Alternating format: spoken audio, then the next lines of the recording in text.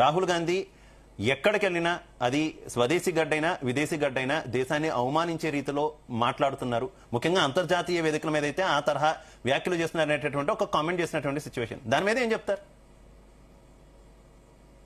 రాహుల్ గాంధీ గారు ఏది మాట్లాడినా దాన్ని వివాదాస్పదం చేయడం, దాని నుంచి ఏదో ఒక అడ్వాంటేజ్ పొందాలనేటువంటి అభిప్రాయంతో అదే ప్రాక్టీస్ గా పెట్టుకొని చేస్తున్నటువంటి పార్టీ భారతీయ జనతా పార్టీ.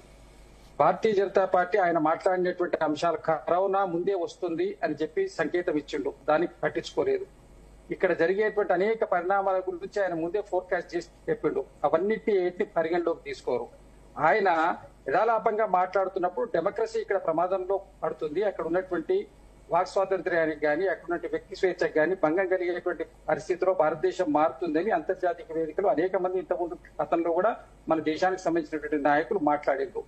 ఆయన మాట్లాడిన దాన్ని మాత్రం అత్యంత వివాదాస్పదం చేస్తూ వస్తున్నారు. ఇవన్నీ ఇప్పుడు ట్రేడ్ డీల్ గురించి ఆయన మాట్లాడుతున్నాడు, రైతుల నల్ల చట్టాల గురించి ఆయన మొదలు మాట్లాడినప్పుడు అప్పుడు కూడా ఒక పాయింట్ శ్రీనివాసరావు గారు, ఒక పాయింట్ ఏదైతే రాహుల్ గాంధీ మాట్లాడారన్న దానికి సంబంధించి ఇంటర్నేషనల్ వేదికల దగ్గరది కూడా కాదు, ఎప్పుడైతే ట్రంప్ ఇటు ప్రధానమంత్రి మోదీ చైనా వెళ్లారు, అక్కడ జరుగుతున్నటువంటి సమ్మిట్ లో ఆయన పాల్గొన్నారు.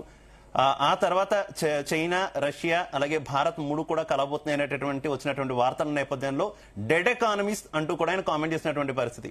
ఇండియాను డెడ్ ఎకానమీ అని చెప్పేసి అటు ట్రంప్ అన్నారు. కానీ ట్రంప్ అనడం పెద్ద ఆశ్చర్యం కలిగించినటువంటి అంశం కాదు. కానీ రాహుల్ గాంధీ దాన్ని కొనసాగింపుగా మీడియా వెళ్లి అడిగితే ఇండియాని ఇలా డెడ్ ఎకానమీ అంటున్నారు అంటే అవును డెడ్ ఎకానమీయే కదా అని అన్నారు. ఆ తర్వాత కూడా మరో సందర్భంలో కూడా ఆయన డెడ్ ఎకానమీ అంటూ కూడా ప్రస్తావించినటువంటి పరిస్థితి. నిజంగా ఇండియా డెడ్ ఎకానమీనా? దీని మీద ఏం చెప్తారు అసలు? అంటే సాక్షాత్తు ప్రధాన ప్రతిపక్ష నేత, అఫ్ కోర్స్ వేరే వాళ్ళు ఏదైనా అనొచ్చు, మన దేశాన్ని మనల్ని మనం కించపరుచుకుంటే ఎలాగా? దీనికి సంబంధించి ఏం చెప్తారు? ఓకే, ఇప్పుడు ముంజేతి కడియానికి అద్దాలు ఎందుకని సామెత. ఇప్పుడు డెడ్ ఎకానమీ అనడానికి మన పడిపోతున్న రూపీ వాల్యూని దానికి ఉన్నటువంటి నిదర్శనం కదా. కాంగ్రెస్ పార్టీ యూపీఏ అధికారంలో ఉన్నప్పుడు రూపీ వాల్యూ ఎంత, ఇవాళ రూపీ వాల్యూ ఎక్కడికి పడిపోయింది. ఇంకా అనేక అంశాలు మీరు తీసుకోండి. పెట్రోలియం ప్రొడక్ట్స్ అప్పుడున్న ఇంటర్నేషనల్ మార్కెట్ లో ప్రైస్ ఎంత, ఇప్పుడు ఏ ప్రైస్ ఉన్నది, ఇప్పుడు ఏ ప్రైస్ కు మనం జనాలకు అందిస్తున్నాం. డెడ్ ఎకానమీ అంటే కేవలం సంపన్నులుగా చేయడం కోసం, ఒక 5-10 కుటుంబాలను, ఒక 5-10 సంస్థలను పరిరక్షించడం కోసం మాత్రమే వీళ్ళు చేస్తున్నటువంటి టోటల్ దేశం యొక్క అన్ని వాటి కోసమే చేస్తున్నారు. ఈ ట్రేడ్ డీల్ జరగడం వల్ల రేపు భవిష్యత్తు లోపల ఈ వ్యవసాయక దేశం ఇది.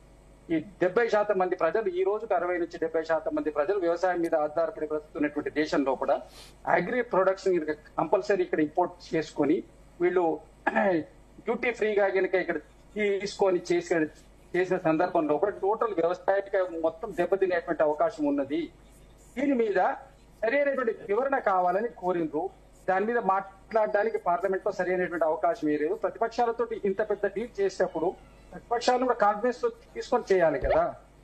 మేజర్ ఇప్పుడు ప్రధాన ప్రతిపక్ష నాయకుడే కానీ మిగిలిన ప్రతిపక్షాలే కానీ అందరి అభిప్రాయాలు తీసుకోవాలి. మీరు కాన్ఫిడెన్స్ తో తీసుకోండి, వాళ్ళు చెప్పింది వినమని అనట్లేదు, వాళ్ళ వాదన కూడా వినాలి కదా.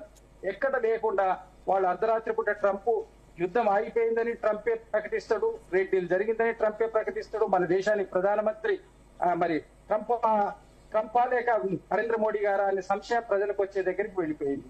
ఇక వేరే ఇతర పార్టీల వాళ్ళు సమర్థించారు అంటే వాళ్ళకున్నటువంటి రాజకీయ అవసరాల కోసం, వాళ్ళకున్న వ్యక్తిగత అవసరాల కోసం వాళ్ళు సమర్థించారు. డెఫినెట్ గా అవసరాలు ఏంటి అనే పాయింట్ లో కూడా వెళ్దాం. ఆ పాయింట్ లోకి వెళ్లే ముందు ఆదిశేష్ గారు కంటిన్యూ. ఆదిశేష్ గారు ఏం ఆన్సర్ ఇస్తారు దీనికి? ఒకటి ఇంతకుముందు మిత్రులు చెప్పుకుంటూ మన మిత్రులు ఒక్క నిమిషం ఆదిశేష్ గారు ఆయన కంప్లీట్ చేయండి. తిరుపతి రెడ్డి, నేను ఇప్పుడు ఎవరు మాట్లాడేటప్పుడు నేను అభిప్రాయాలు చెప్పాను. మీరు అన్పార్లమెంటరీ వర్డ్స్ మాట్లాడినా నేను దాంట్లో మధ్యలో రాలేదు.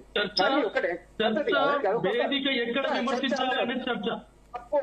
కామన్వెల్త్ ప్రోగ్రామ్ 2010 మంచిదా కాదా అనేది ప్రజాస్వామ్యంలో మనం చర్చించడానికి చాలా వేదికలు ఉన్నాయి, ప్రజల ముందు వివరించడానికి చాలా వేదికలు ఉన్నాయి. ఒక్క నిమిషం ఆదిశేష్ గారు ఒక్క పాయింట్ ఆయన చెప్పిన తర్వాత వెంటనే మీకు అవకాశం ఇస్తాను. ఇంటర్నేషనల్ ఈవెంట్ కామన్వెల్త్ ప్రోగ్రామ్స్ లో భారతీయ జనతా పార్టీ వాళ్ళు ప్రదర్శన జరిపిందా లేదా గూగుల్లో పెట్టి చూసుకోండి. ఇప్పుడు అది ఇంటర్నేషనల్ ఈవెంట్ కాదా? రైట్, ఓకే ఆదిశేష్ గారు కంటిన్యూ. ఇప్పుడు శ్రీనివాసరావు గారు ఓకే ప్లీజ్ ఆన్సర్ విందాం. మాట్లాడినా